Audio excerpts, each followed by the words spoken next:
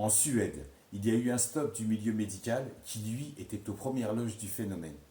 Effectivement, la Suède, qui était numéro un sur le sujet et au niveau indulgence, a dit stop pour les mineurs suite à plusieurs constatations.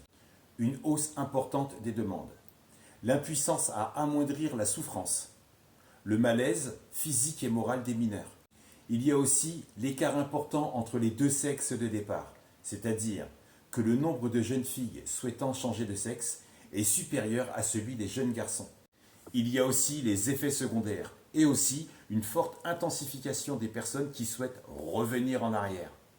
Donc, pour un retour à un état antérieur, au bout de quelques mois, d'autres au bout de quelques années, le corps médical se retrouve avec la quasi-incapacité et inaptitude de le faire.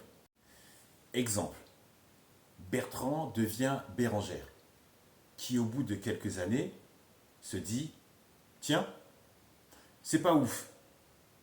Bérangère veut redevenir Bertrand, mais c'est compliqué.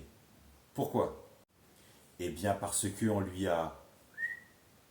Mais ce n'est pas ça qui m'interroge le plus. J'entends que certains soient tristes d'être dans le corps d'une fille. J'entends que certains soient tristes d'être dans le corps d'un garçon. J'entends aussi que certains aiment porter les vêtements de l'autre sexe. Ok, mais accroche-toi.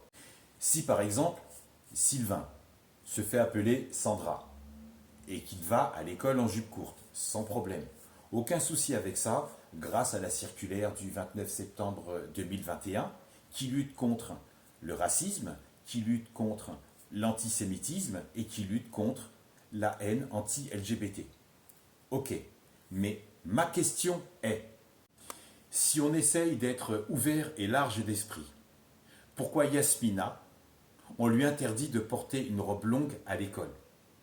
Si on tente d'être le plus ouvert et le plus large d'esprit, peut-on me dire ce qu'il y a d'indécent dans la robe longue de Yasmina si on permet à Sandra de venir à l'école en jupe courte?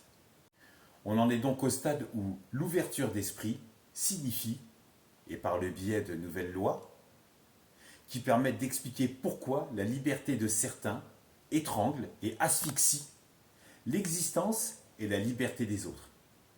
Que la paix soit avec toi.